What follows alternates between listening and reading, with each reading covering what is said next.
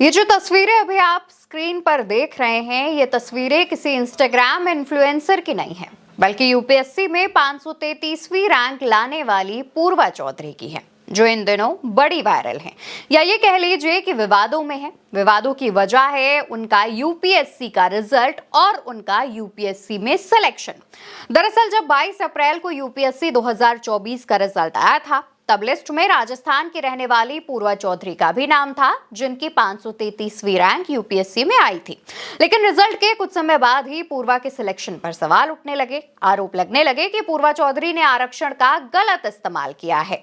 सवालों का आधार थी पूर्वा की इंस्टाग्राम प्रोफाइल और उनकी लग्जरियस लाइफस्टाइल, जिसे देखकर सवाल उठे कि इंटरनेशनल ट्रिप्स, करोड़ों की प्रॉपर्टी रखने वाली पूर्वा चौधरी को ओबीसी एनसीएल यानी अन्य पिछड़ा वर्ग नॉन क्रीमी लेयर का आरक्षण कैसे मिल गया।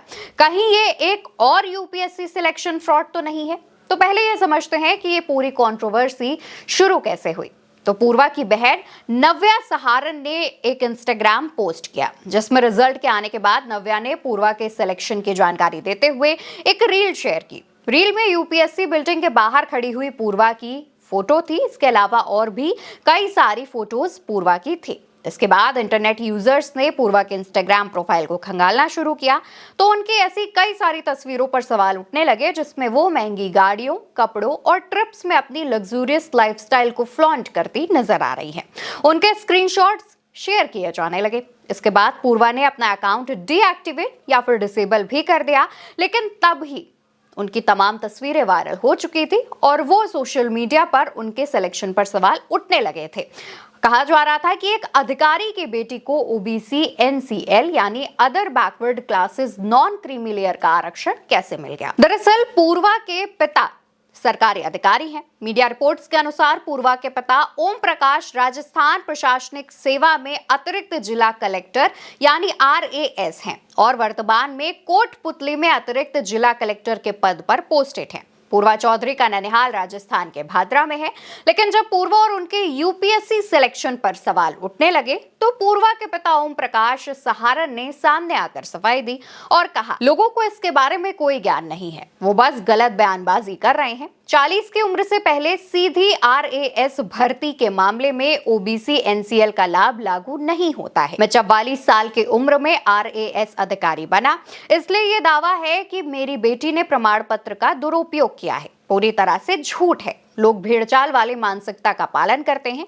यूपीएससी इस समय एक ट्रेंडिंग विषय है और कई लोग इसका इस्तेमाल व्यूज और फॉलोअर्स को बढ़ाने के लिए करते रहते हैं। दरअसल दोस्तों, ओबीसी एनसीएल के नियमों के अनुसार माता पिता की वार्षिक आय 8 लाख से कम होनी चाहिए। माता पिता क्लास 1 ग्रुप ए या क्लास 2 ग्रुप बी में 40 साल से पहले डायरेक्ट भर्ती या प्रमोशन के जरिए पहुंचे हो तो उम्मीदवार को ओबीसी एनसीएल का लाभ नहीं मिलेगा। तो दोस्तों, पूर्वा के पिता ने 40 साल में सीधी भर्ती वाला जो तर्क दिया, उसे अगर हम आपको आसान भाषा में समझाएं तो उसका मतलब ये है कि एक व्यक्ति को क्रीमी लेयर में तब माना जाएगा अगर उसके माता पिता में से कोई भी किसी संवैधानिक पद पर हो या माता और पिता में से किसी एक की भी ग्रुप ए नौकरी में सीधी भर्ती हुई हो या फिर माता पिता दोनों ग्रुप बी सेवाओं में हो। इसके अलावा अगर माता पिता 40 की उम्र से पहले प्रमोशन के माध्यम से ग्रुप ए में प्रवेश करते हैं तो उनके बच्चे भी क्रीमी लेयर में माने जाएंगे। पूर्वा वाले केस में उनके पिता का तर्क है कि वो 44 साल की उम्र में आरएएस अधिकारी बने हैं, इसलिए उनकी बेटी क्रीमी लेयर में नहीं आती है और एनसीएल आरक्षण के लिए वो योग्य है।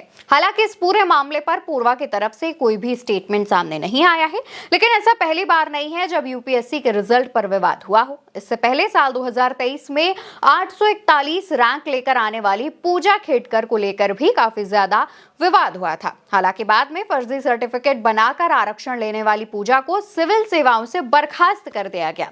अब पूर्वा चौधरी वाले केस में अगर कोई अपडेट सामने आएगा तो उल्टा चश्मा यूसी की तरफ से मैं यानी अवंतिका अवस्थी आप तक जरूर पहुंचाएंगी। फिलहाल के लिए खबर में इतना ही।